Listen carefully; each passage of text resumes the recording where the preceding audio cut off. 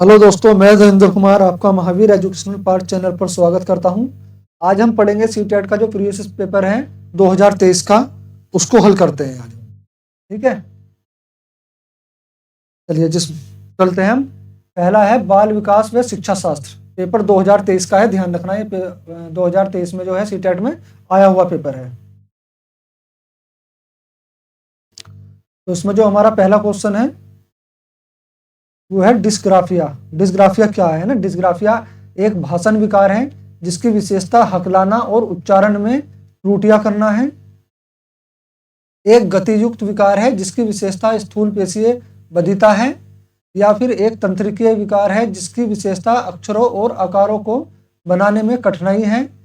यह एक मनोवैज्ञानिक विकार है जिसकी विशेषता ध्यान अभाव और आवेगशील व्यवहार है। देखिए, इसमें जो है डिस्ग्राफिया जैसे एक भाषण विकार है जिसकी विशेषता हकलाना, उच्चारण में त्रुटियां करना, मतलब बोलते समय गलती करना, क्या डिस्ग्राफिया है ना? ये गलत। देखिए, भाषा विकार जो होता है ना, जो बोलने के जो बच्चा जो सही से बोल नहीं पाता है, अपने विचारों की अभिव्यक्ति नहीं कर पाता है, या अपने विचारों को सही तरीके से व्यक्त नहीं कर पाता है दूसरों के सामने, है ना, या किसी कारण से वो हकलाता है या उच्चारण में बोलते समय ज्यादा गलतियां करता है, तो उसको जो है हम अफेजिया बोलते हैं। वो होती है अफेजिया, भाषा संबंधी अधिगम कठिनाई अफेजिया कहलाती है। ये पूछ रहा है डिस्ग्राफिया। ये कह रहा है एक गतियुक्त विकार है जिसकी विशेषता स्थूल पेशीय बधिता है। गतियुक्त का मतलब है किसी कार्य को करने में जो है गति करना, या जिसकी विशेषता स्थूल पेशी, मतलब जिसमें हमारी मांसपेशियां चलें। ये उस विकार की बात कर रहा है कि हमारी स्थूल जो पेशियां हैं उसमें बधिता है। हमारी स्थूल पेशियां जो है लिखने में, चलने में, टहलने में हमें जो है असुविधा प्रदान करती है?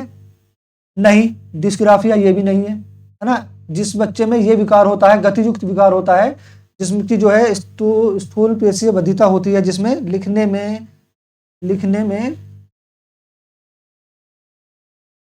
चलने में या टहलने में, है ना, आदि में ये गति सूक्त है, इनमें बच्चा गति करता है।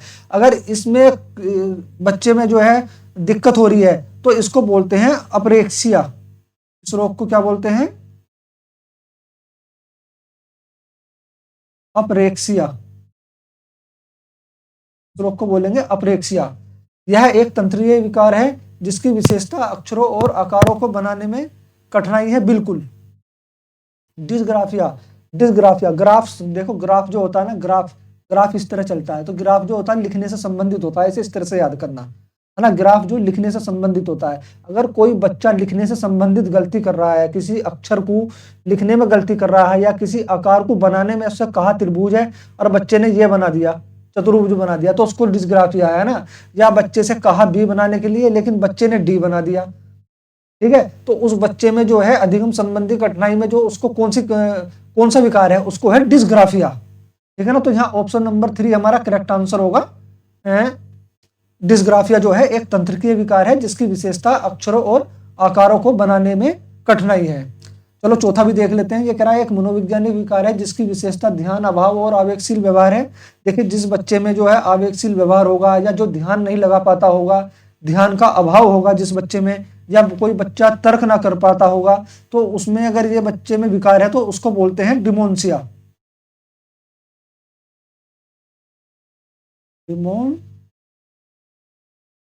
डिमोन्सिया। ठीक है, तो हमारे से यहाँ डिस्ग्राफिया पूछा है, तो डिस्ग्राफिया जो है एक तंत्रिकीय विकार है जिसकी विशेषता अक्षरों और आकारों को बनाने में कठिनाई है, तो हमारा ऑप्शन नंबर 3 करेक्ट होगा। दूसरा क्वेश्चन कह रहा है ये प्रतिभावान जो बच्चे होते हैं उनको शिक्षित करने का उपागम जो उन्हें असामान्य रूप से तीव्र गति से पाठ्यचर्या के माध्यम से आगे बढ़ाता हो। पर तीव्र गति से मतलब तेज गति से जो है बच्चे पाठ्यचर्या को अधिगम ग्रहण करने में आगे हों, है ना, वो क्या कहलाता है? विभेदन निर्देशन, संवर्धन, त्वरण, या गतिवर्धन विसर्जन। देखिए ऑप्शन नंबर यहाँ 3 ठीक होगा, त्वरण। ठीक है ना?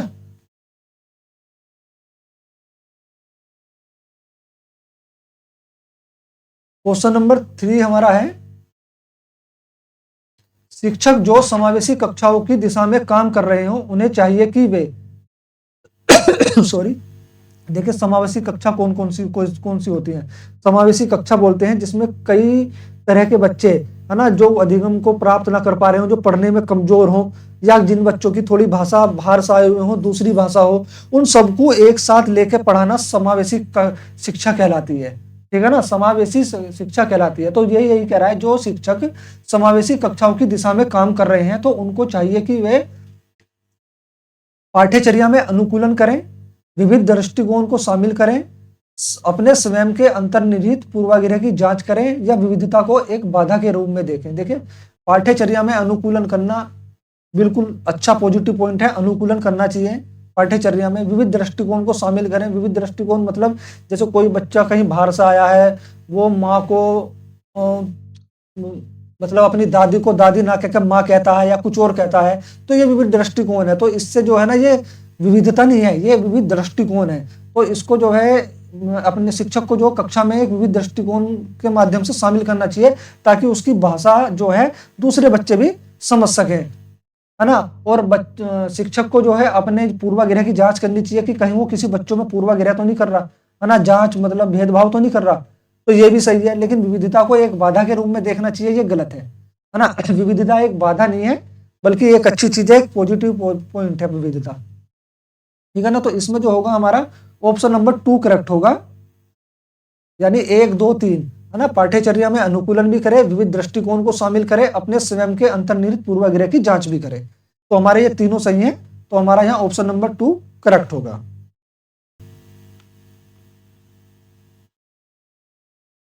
क्वेश्चन नंबर 4, शैशवावस्था में समाजीकरण की डैश संस्थाएं प्रमुख रूप से महत्वपूर्ण हैं, जबकि प्रारंभिक बाल्यावस्था में समाजीकरण की डैश संस्थाएं भी महत्वपूर्ण होती हैं। पहला ऑप्शन है द्वितीयक व माध्यमिक, दूसरा ऑप्शन है प्राथमिक व माध्यमिक, तीसरा ऑप्शन है माध्यमिक व प्राथमिक, चौथा ऑप्शन है माध्यमिक या तृतीयक। देखिए इसमें जो होगा ना, शैशवावस्था में समाजीकरण की प्राथमिक संस्थाएं, ठीक है ना, तो प्राथमिक किसमें हमारा यहाँ है, प्राथमिक संस्थाएं के रूप में महत्वपूर्ण है, जबकि प्रारंभिक बाल्यावस्था में समाजीकरण की माध्यमिक संस्थाएं भी है। ठीक है ना। जो कि देखो समाजीकरण की जो प्रमुख संस्था, पहली संस्था होती है शैशवावस्था में, बच्चा कहीं बाहर तो जाएगा नहीं। शैशवावस्था में जो बच्चे का समाजीकरण है ना, वो परिवार से होगा, और परिवार समाजीकरण की कौन सी इकाई है, वो प्राथमिक इकाई है। तो यहाँ हमारा ऑप्शन नंबर 2 करेक्ट होगा, प्राथमिक व माध्यमिक। लेव वाइगोत्स्की के अनुसार सामाजिक कारक भाषा विकास को प्रभावित करते हैं, परंतु संज्ञानात्मक विकास को नहीं। संज्ञानात्मक विकास भाषा विकास को सुगम बनाते हैं। भाषा विकास और संज्ञानात्मक विकास एक दूसरे से स्वतंत्र रूप से विकसित होते हैं। भाषा विकास संज्ञानात्मक विकास को सुगम बनाता है। देखिए यहाँ जो होगा ना, भाषा विकास संज्ञानात्मक को सुगम बनाता है, यहाँ ऑप्शन नंबर जो 4 करेक्ट होगा। लेव वाइगोत्स्की के अनुसार जो है, भाषा विकास संज्ञानात्मक विकास को सुगम बनाता है।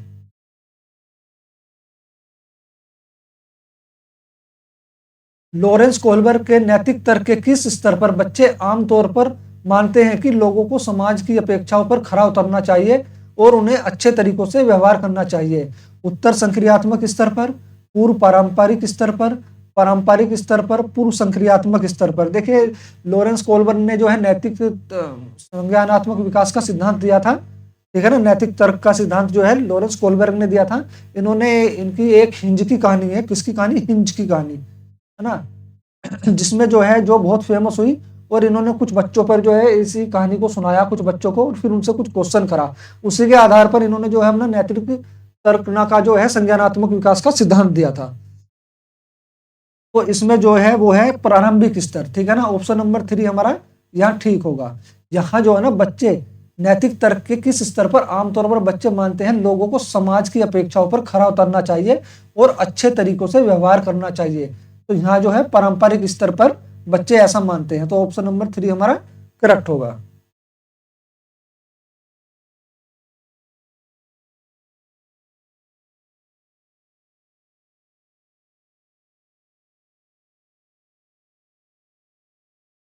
क्वेश्चन नंबर 7, निम्नलिखित कथनों को पढ़िए तथा सही विकल्प का चयन कीजिए। अभिकथन ए, शिक्षक और साथियों जैसे अधिक जानकारी अन्य लोगों के साथ बातचीत शिक्षार्थियों को उनकी समझ कौशल विकसित करने में मदद करने के लिए आवश्यक समर्थन और मार्गदर्शन प्रदान कर सकती है। कारण आर, सामाजिक संपर्क सीखने और विकास को एक प्रमुख घटक है, विकास का एक प्रमुख घटक है, सॉरी यहाँ होगा विकास का एक प्रमुख घटक है।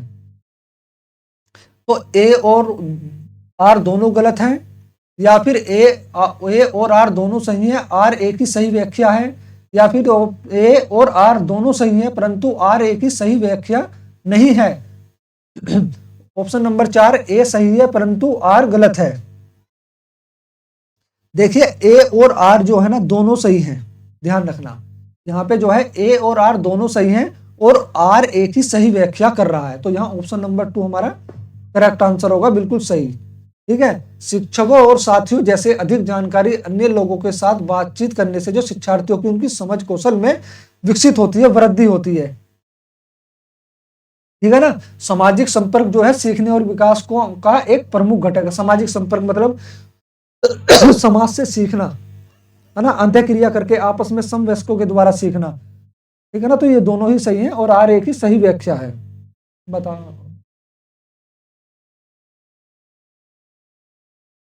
क्वेश्चन नंबर 8, अधिगम के लिए आकलन का मुख्य लक्षण क्या है। ध्यान रखना, अधिगम के लिए आकलन, मैंने आपको अपनी वीडियो में पूरा बताया है, अधिगम के लिए आकलन, अधिगम का आकलन या अधिगम के रूप में आकलन, मैंने तीनों समझाया है आपको ना, ये किस किस काम से मतलब किस किस तरीके से यूज होते हैं।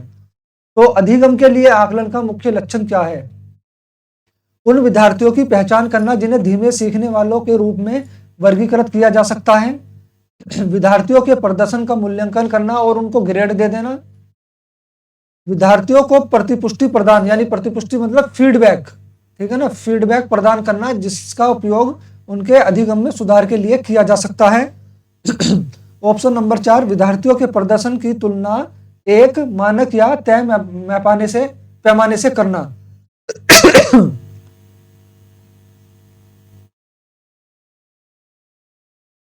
देखिए यहाँ जो क्वेश्चन हमारा ऑप्शन नंबर होगा ना, वो होगा हमारा ऑप्शन नंबर 3, बिल्कुल करेक्ट आंसर होगा। ठीक है ना, अधिगम के लिए आकलन का मुख्य लक्ष्य क्या है, अधिगम के लिए आकलन का मुख्य लक्ष्य है विद्यार्थियों को प्रतिपुष्टि फीडबैक प्रदान करना जिसका प्रयोग उनके अधिगम में सुधार के लिए किया जा सकता है, कि अगर भाई उनको कुछ अधिगम में कुछ कमी रह गई हो तो उसकी गलती का पता लगाकर उसका सुधार किया जा सकता है, तो ये अधिगम के लिए आकलन कहलाता है। तो ऑप्शन नंबर 3 हमारा करेक्ट होगा। क्वेश्चन नंबर 9, किस आयु में बच्चे शब्दों के खेल में शामिल हो सकते हैं और ऐसे चुटकुलों और पहेलियों को पसंद कर सकते हैं जिनमें शब्दों का खेल शामिल हो। 12 वर्ष, 1 वर्ष, 3 वर्ष, 7 वर्ष। देखिए 1 वर्ष का तो कोई मतलब ही नहीं है, इस बच्चे में तो भाषा भी नहीं आती है ना, और 3 वर्ष में भी बच्चा जो पूरी तरह से भाषा नहीं सीख पाता है, तो 7 वर्ष या 12 वर्ष है इसमें। ठीक है ना, देखिए 12 वर्ष का बच्चा जो है थोड़ा बड़ा हो जाता है, वो जो है कह सकते हैं कि चुटकुलों और पहेलियों को शायद ना पसंद करे, लेकिन 7 वर्ष का बच्चा जो है ना चुटकुलों और पहेलियों को बहुत ज्यादा पसंद करता है ना, और खेल खेल में सीखता भी है इस उम्र में बच्चा। तो यहाँ हमारा ऑप्शन नंबर 4 जो करेक्ट होगा 7 वर्ष। क्वेश्चन नंबर 10, कैरल गिल्गिन ने कोलबर्ग के नैतिक विकास के सिद्धांत की आलोचना की है, क्यों। कैरल गिल्गिन ने कोलबर्ग के नैतिक विकास के सिद्धांत की आलोचना की है, मतलब क्यों आलोचना की है उसने। तो सामाजिक संज्ञानात्मक दृष्टिकोण में, नारीवादी दृष्टिकोण में, या फिर अनुवांशिक कारकों को पर्याप्त महत्व न देने पर, या फिर आखिरी का ऑप्शन 4 केस अध्ययन को अनुसंधान पद्धति के रूप में उपयोग करने के लिए। देखिए जो कैरल गिल्गिन ने जो है कोलबर्ग के नैतिक विकास के सिद्धांत की आलोचना की है, वो की है नारीवादी दृष्टिकोण में, क्योंकि कोलबर्ग का जो नैतिक विकास का सिद्धांत था ना, उसमें सारे जो बच्चे छात्र थे, है ना, कहने का मतलब है मेल थे, उन्होंने अपनी जो है नैतिक तर्क में जो है किसी लड़की को या फीमेल को रखा ही नहीं अपने सिद्धांत में, मतलब जब इसका प्रयोग करा ना उन्होंने, तो उसमें जो है उन्होंने सारे जो बच्चे लिए वो मेल लिए, फीमेल कोई लिया ही नहीं। तो नारीवादी दृष्टिकोण से मतलब कहने का मतलब है कि यहाँ पे जो है स्त्रियों के साथ उन्होंने भेदभाव किया, है ना, तो नारीवादी दृष्टिकोण से जो है कैरल गिल्गिन ने कोलबर्ग के नैतिक विकास के सिद्धांत की आलोचना की। ऑप्शन नंबर 2 हमारा यहाँ करेक्ट होगा। जीन पियाजे के अनुसार पूर्व संक्रियात्मक चिंतन के मुख्य विशेषताओं में से एक जो किसी स्थिति के एक पहलू पर ध्यान केंद्रित करने और दूसरों की उपेक्षा करने की प्रवृत्ति को संदर्भित करता है, क्या कहलाता है? देखिए, जीन पियाजे के अनुसार जो उन्होंने एक संज्ञानात्मक विकास का जो सिद्धांत दिया था, है ना, बच्चे का तो उसमें 4 चरण थे। तो ये उन्हीं में से पूछ रहा है कौन सा चरण है। ऑप्शन नंबर 1 कारण परिणाम का विश्लेषण, कारण और कार्य संबंध। ऑप्शन नंबर 2 केंद्रीयकरण। ऑप्शन नंबर 3 विकेंद्रीयकरण। ऑप्शन नंबर 4 पारगमन। देखिए, ये जो होगा केंद्रीयन होगा, है ना। ऑप्शन नंबर 2 यहां हमारा करेक्ट होगा, केंद्रीयन। प्रारंभिक बाल्यावस्था में वृद्धि डैश और सोच डैश है, जबकि मध्य बाल्यावस्था में वृद्धि डैश और सोच डैश है। प्रारंभिक बाल्यावस्था में जो वृद्धि होती है वो कैसी होती है, ध्यान रखना। प्रारंभिक बाल्यावस्था में जो वृद्धि होती है वो स्थिर होती है। अब स्थिर 2 में है ना, स्थिर होती है। और सोच कैसी होती है? वो सोच जो होती है वो कुछ हद तक आत्म केंद्रित होती है, ठीक है ना। तो हमारा ऑप्शन नंबर 2 में मिल रहा है, कुछ हद तक आत्म केंद्रित होती है। जबकि मध्य बाल्यावस्था में जो वृद्धि होती है वो धीमी होती है और सोच तार्किक हो जाती है। भाई, जब बच्चा कुछ बड़ा हो जाता है, 10-11 साल का हो जाता है, तो जो उसमें जो विकास होता है या उसकी वृद्धि जो होती है ना बच्चे के शरीर की, वो थोड़ा धीमी गति से होती है और उसकी सोच जो तार्किक हो जाती है, क्योंकि बच्चा इस उम्र में तर्क करना शुरू कर देता है। ठीक है, तो यहाँ हमारा ऑप्शन नंबर 2 जो करेक्ट होगा। प्रारंभिक बाल्यावस्था में वृद्धि स्थिर और सोच कुछ हद तक आत्म केंद्रित होती है, जबकि मध्य बाल्यावस्था में वृद्धि धीमी और सोच तार्किक हो जाती है।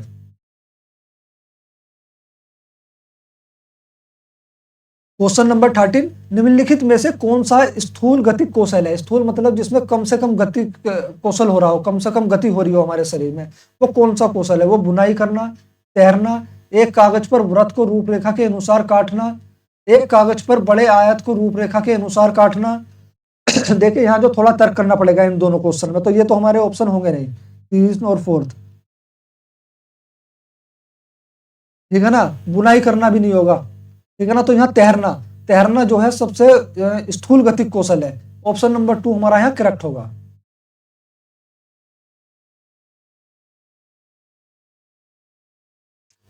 तो क्वेश्चन नंबर 14, भौतिक वृद्धि और विकास विकास के डैश और डैश सिद्धांतों का पालन करते हैं।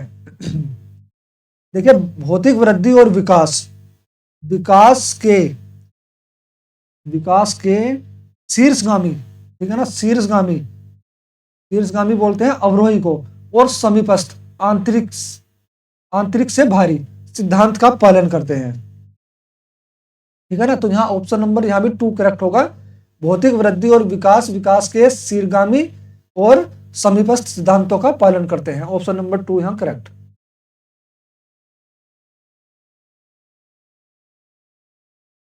क्वेश्चन नंबर 15, हार्वर्ड गार्डनर के अनुसार एक दर्शन शास्त्री के पास डैश प्रकार की बुद्धि और मूर्तिकार के पास डैश प्रकार की बुद्धि की मात्रा अधिक होती है। भाषिक अंतर्वैयक्तिक बुद्धि, दिक स्थान अतःवैयक्तिक बुद्धि, अतःवैयक्तिक दिक स्थान बुद्धि, या अंतर्वैयक्तिक भाषिक बुद्धि। देखिए, हार्वर्ड गार्डनर के अनुसार दर्शन शास्त्री के पास, जो दर्शन शास्त्री होते हैं उनके पास जो है कौन सी बुद्धि होती है, और मूर्तिकार के पास कौन सी बुद्धि होती है। तो यहां पर जो है ना, दर्शन शास्त्री के पास जो होगी वो होगी अंतर्वैयक्तिक बुद्धि, ठीक है, अंतर्वैयक्तिक बुद्धि, अंतर्वैयक्तिक, ठीक है ना। और मूर्तिकार के पास होगी द्वि स्थान बुद्धि। द्वि स्थान बुद्धि का कहने का मतलब है मूर्तिकार के पास द्वि स्थान बुद्धि क्या क्यों होगी? देखिए, जब कोई आदमी मूर्ति बनाता है या कोई चित्र बना रहा है, मूर्तिकार है ना या चित्रकार, तो वो मान लो किसी बच्चे का चित्र बनाना है, तो बच्चे का जो हाथ होगा वो हाथ की जगह हाथ ही रखेगा ना, और पैर की जगह पैर। ऐसा तो नहीं है ना कि पैर का स्थान बदल कर हाथ पे लगा दे और हाथ का स्थान बदल के पैर पर लगा दे, ऐसा थोड़ी करेगा। तो मूर्तिकार के पास जो होती है, या फिर चित्रकार के पास या नक्शा बनाने के वालों के पास जो होती है, वो दिक स्थान बुद्धि होती है ना। और दर्शन शास्त्री के पास होती है अतःवैयक्तिक बुद्धि, दूसरों की बातों को भांप लेना, एक तरह से अतःवैयक्तिक बुद्धि कहलाती है। तो यहाँ हमारा ऑप्शन नंबर 3 करेक्ट होगा। और भाषिक बुद्धि होती है, देखो, नेताओं में, ठीक है ना, नेताओं में होती है भाषिक बुद्धि। ठीक है, यहाँ ऑप्शन नंबर हमारा 3 करेक्ट आंसर होगा। क्वेश्चन नंबर 16, अनुभवात्मक अधिगम किस पर बल देता है? बच्चों के अधिगम पर, शिक्षण के नियंत्रण पर, या फिर सीखने में पुनर्बल की भूमिका पर, आलोचनात्मक प्रतिबिंब के महत्व पर? ऑप्शन नंबर 4, एक प्रक्रिया के बजाय अधिगम को एक उत्पाद के रूप में देखने पर। देखिए, अनुभवात्मक अधिगम जो किस पर बल देता है? वो देता है आलोचनात्मक प्रतिबिंब के महत्व पर। ठीक है ना, तो यहाँ ऑप्शन नंबर हमारा 3 करेक्ट होगा। क्वेश्चन नंबर 17, बच्चों में समस्या समाधान कौशल को बढ़ाने के लिए निम्नलिखित में से कौन सा प्रभावित तरीका है? बच्चों में समस्या समाधान का कौशल बढ़ाने के लिए उनको जो स्वतंत्र चिंतन को हतोत्साहित करें और घोषणात्मक ज्ञान पर ध्यान केंद्रित करना। कहने का मतलब है उनको जो अगर बच्चे खुद चिंतन कर रहे हो अपने आप, उनको हतोत्साहित करो, मतलब उनका जो है मनोबल तोड़ो, नहीं तुम खुद चिंतन नहीं कर सकते, तुम्हें हम कराएंगे, है ना। ऐसा करने से बच्चा जो है समस्या समाधान के कौशल बच्चे में विकसित होगा? बिल्कुल गलत, है ना। कठिन समस्याओं से बचने के लिए उन्हें प्रोत्साहित करें, मतलब बच्चा जो है समस्याओं को देखकर उससे बच के निकल जाए, इसके लिए बच्चों की सराहना करें, हाँ तुमने बहुत अच्छा काम करा, ऐसी है? बिल्कुल गलत। उन्हें समस्याओं को तैयार समाधान उपलब्ध कराना, मतलब कोई समस्या दे दी है और उसका समाधान भी बता दिया साथ में। ऐसा करने से बच्चों का जो समस्या समाधान कौशल में जो है विकास होगा? बिल्कुल गलत। देखिए, उन्हें बुद्धि मंथन करने दो, खुद अपनी बुद्धि, उन्हें अपने दिमाग से जो है किसी समस्या को हल करने दो और उन्हें सहज अनुमान लगाने के अवसर दो, मतलब उनको ऐसे मौके दो कि बच्चे जो है खुद ही अपनी समस्या, अपनी बुद्धि और अपने तर्क से खुद अपनी समस्या का समाधान करें, है ना। तो ऑप्शन नंबर 4 हमारा यहाँ करेक्ट होगा।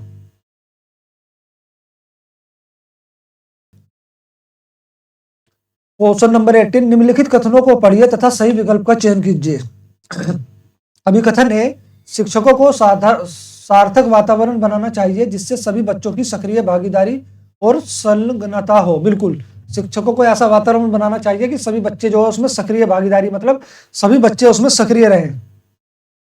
कारण आर, सभी बच्चे आंतरिक रूप से सीखने के लिए प्रेरित होते हैं और सीखने में सक्षम होते हैं। बिल्कुल, सभी बच्चे जो है आंतरिक रूप से सीखने के लिए प्रेरित होते हैं और सीखने में सक्षम होते हैं। बस शिक्षक को जो है उनका जो है मतलब उनमें ऐसा देखना पड़ता है, कुछ ऐसी विधि लगानी पड़ती है जिससे बच्चे जो है सीखने के लिए खुद ही प्रेरित हों। उनके अंदर ये भावना तो होती है, लेकिन बच्चे खेलने के चक्कर में सीखना भूल जाते हैं। तो शिक्षक को ऐसी विधि से पढ़ाना चाहिए जैसे खेल खेल से पढ़ा दिया, है ना। तो कहने का मतलब है सभी बच्चे जो है आंतरिक रूप से सीखने के लिए प्रेरित होते हैं। कोई भी बच्चा ऐसा नहीं है जो सीखना ना चाहता हो, सभी बच्चे सीखना चाहते हैं। ठीक है, तो जहां कह रहा है ए और आर दोनों गलत है, बिल्कुल गलत। ए और आर दोनों सही है, बिल्कुल सही है, तथा आर ए की सही व्याख्या है। हाँ, हमारा ऑप्शन यही मिल गया, ऑप्शन नंबर 2, ए और आर दोनों सही हैं और आर ए की सही व्याख्या है, बिल्कुल। क्वेश्चन नंबर 19, निम्नलिखित में से कौन सी प्रक्रिया अधिगम के दौरान योगदान नहीं देती? देखिए, ये कह रहा है अधिगम के दौरान अगर कोई शिक्षक कुछ बच्चों को कुछ सिखा रहा है तो वो कौन सी प्रक्रिया है कि वो अधिगम में जो रुकावट पैदा करती है, अपना योगदान नहीं देती? ऑप्शन नंबर 1 संगठन, ऑप्शन नंबर 2 वर्गीकरण, ऑप्शन नंबर 3 वैचारिकता, या ऑप्शन नंबर 4 गैर प्रासंगिकरण। देखिए, इसमें जो होगा ना, संगठन भी अधिगम के दौरान अपना योगदान देता है, वर्गीकरण भी, वैचारिकता भी, लेकिन गैर प्रासंगिकरण ये नहीं है। ऑप्शन नंबर 4 हमारा सही होगा, क्योंकि ये यही पूछ रहा है, यही चीज हमें योगदान नहीं देती, ठीक है ना, अधिगम के दौरान। तो ऑप्शन नंबर 4 हमारा करेक्ट होगा। निम्नलिखित में से कौन सा एक ऐसे प्रश्न का उदाहरण है जिसमें विद्यार्थियों को अपनी सोच पर विचार करने की आवश्यकता होती है? वाक्य में संज्ञा और क्रिया के बीच क्या संबंध है? क्रिया की परिभाषा क्या है? आप क्रिया को वर्तमान काल में कैसे बदल सकते हैं? कक्षा की शुरुआत से क्रियाओं के उपयोग के बारे में अपनी समझ कैसे बदली है?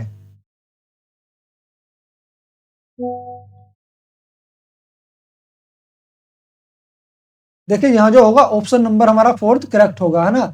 ये एक ऐसे प्रश्न का उदाहरण है जो अपनी सोच पर विचार करने की बच्चों को खुद की आवश्यकता होगी। देखिए, संज्ञा और क्रिया के बीच क्या संबंध है? ये पढ़ी पढ़ाई कहानी है, किताबों में आता है, रटा रटाया ऑप्शन है, तो ये तो हमारा नहीं होगा। क्रिया की परिभाषा क्या है? ये भी रटा रटाया ही ऑप्शन है, ये भी नहीं है। यहाँ बच्चे को सोच विचार नहीं करना है। है ना। आप क्रिया को वर्तमान काल में कैसे बदल सकते हैं ये भी हम रट के कर सकते हैं, है ना। लेकिन कक्षा की शुरुआत से क्रियाओं के उपयोग के बारे में, क्रियाओं का उपयोग बच्चों से खुद कराएं, तो बच्चों को जो है सोचने और विचार करने पे मजबूर होना पड़ेगा। ठीक है, तो यहाँ ऑप्शन नंबर 4 हमारा करेक्ट होगा। निम्नलिखित में से कौन सा विफलता के लिए आंतरिक आरोपण का एक उदाहरण है? ऑप्शन नंबर 1, मुझे निम्न ग्रेड प्राप्त हुआ क्योंकि शिक्षक कठोर तरीके से आंकते हैं। ऑप्शन नंबर 2, मैं परीक्षा में फेल हो गया क्योंकि मैंने पर्याप्त पढ़ाई नहीं की। ऑप्शन नंबर 3, शिक्षक के पक्षपाती होने के कारण मुझे अच्छे अंक नहीं मिले। ऑप्शन नंबर 4, मैं परीक्षा में फेल हो गया क्योंकि मेरे दोस्त मेरा ध्यान भटका रहे थे। देखिए निम्नलिखित में से कौन सा विफलता के लिए आंतरिक, मतलब उसकी आंतरिक अपना उसका खुद का एक उदाहरण है कि मुझे निम्न ग्रेड प्राप्त हुआ क्योंकि शिक्षक कठोर तरीके से जो है पढ़ाते हैं तो मैं इसीलिए पढ़ नहीं पाता, बिल्कुल गलत, है ना। मैं परीक्षा में फेल हो गया क्योंकि मैंने पढ़ाई नहीं की, बिल्कुल, क्योंकि उस बच्चे ने पहले ही खुद कह रहा है कि वो मैंने पढ़ाई नहीं की, मैं इसीलिए फेल हो गया। तो यही ऑप्शन नंबर 2 होगा, है ना कि शिक्षक के पक्षपाती होने के कारण मुझे अच्छे अंक नहीं मिले। शिक्षक कभी पक्षपात नहीं करता है ना। और मैं परीक्षा में फेल हो गया क्योंकि मेरा दोस्त ध्यान भटका रहे थे, बिल्कुल गलत। तो यहाँ जो है ऑप्शन नंबर 2 हमारा करेक्ट होगा। क्वेश्चन नंबर 22, निम्नलिखित कथनों को पढ़िए और तथा सही विकल्प का चयन कीजिए। अभी कथन ए, बहुत कम उम्र में दुनिया भर में अधिकांश संस्कृतियों में लड़कियां गुड़ियों को खिलौने के रूप में चुनती हैं। देखिए ये कह रहा है जो छोटी बच्चियां होती हैं वे अधिकांश मतलब माहौल में जो है अधिकांश संस्कृतियों में या अधिकांश घरों में जो लड़कियां होती हैं वो गुड़ियों को ही खिलौने के रूप में चुनती हैं, जबकि लड़के जो है कारों के साथ खेलना पसंद करते हैं। ठीक है ना। इसका कारण है आर, कौन सा? बच्चे किसी विशेष संस्कृति की अपेक्षा के आधार पर एक लड़के या लड़की के लिए क्या उपयुक्त है ऐसा माना जाता है, इसके बारे में जानकारी व्यवस्थित करते हैं और उनके अनुसार व्यवहार करते हैं। देखिए ए और आर यहाँ दोनों ही सही है ना। हमारा जो कथन है ए और आर दोनों सही है।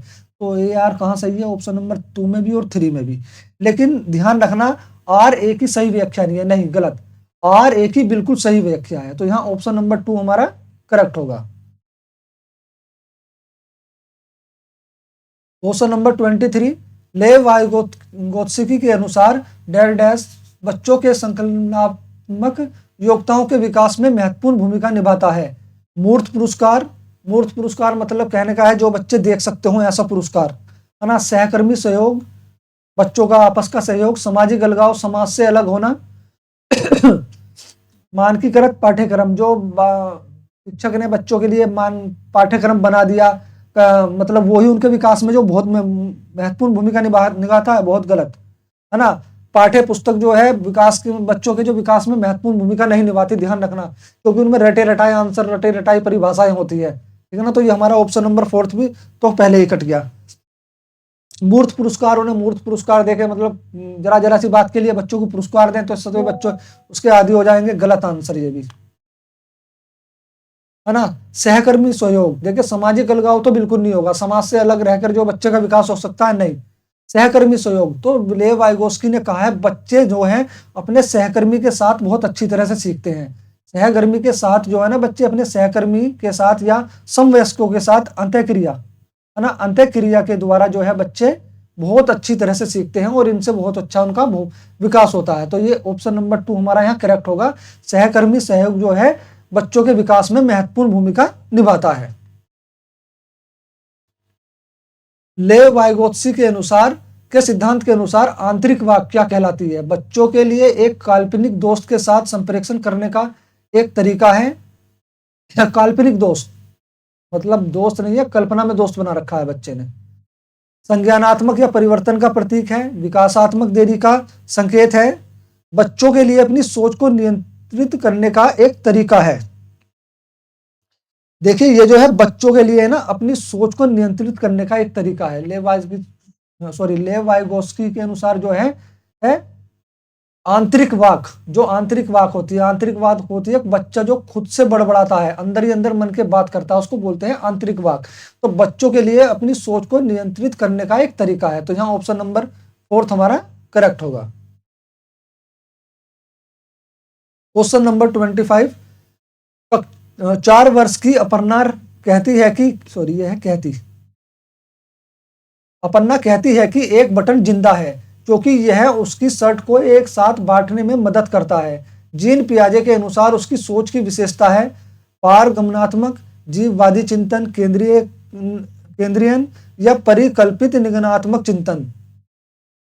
देखिए जीन पियाजे के जो संज्ञानात्मक विकास के अनुसार जो है ना, बच्ची की सोच जो है जीववादी है। बच्ची की सोच जीववादी क्यों है?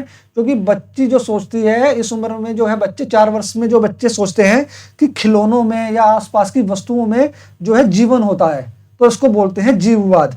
तो बच्ची यही कह रही है कि ये बटन जिंदा है, तो ये बच्ची की कैसी सोच है? जीववादी चिंतन। यहाँ ऑप्शन नंबर 2 हमारा करेक्ट होगा। निम्नलिखित में से संलीनता वाले विद्यार्थियों की विशिष्ट विशेषता कौन सी होती है? संलीनता, एक तरह से संलीनता कह सकते हैं आप, जो बच्चा अलग थलग रहता हो, है ना, अपने आप में खोया रहता हो, इसको बोलते हैं संलीनता। तो कल्पना को तथ्य से अलग करने की श्रेष्ठ क्षमता। Question option number 1। Option number 2 उन्नत सामाजिक भावात्मक पारस्परिकता। ऑप्शन नंबर 3 बार बार दोहराओ और आवर्ती व्यवहार, या फिर ऑप्शन नंबर 4 संवाद को कौशलों का उच्च स्तर। देखिए संलीनता वाला जैसे मैंने बताया, जो बच्चा अपने आप में खोया रहता हो, तो वो कल्पना को तथ्यों से अलग करने की श्रेष्ठ क्षमता कैसे विकसित कर लेगा अपने अंदर? नहीं कर सकता बिल्कुल भी। उन्नत सामाजिक भावात्मक पारस्परिकता बिल्कुल भी नहीं कर सकता, है ना।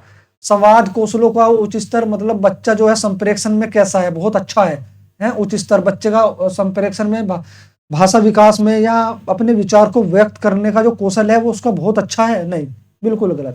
जो संलीनता होगा बच्चे में, जो अलग थलग रहता होगा या खुद अपने आप में खोया रहता होगा, तो बच्चा बार बार दोहराव करेगा, उसमें जो है आवर्ती व्यवहार होगा बच्चे में। तो यहाँ ऑप्शन नंबर 3 हमारा करेक्ट आंसर होगा।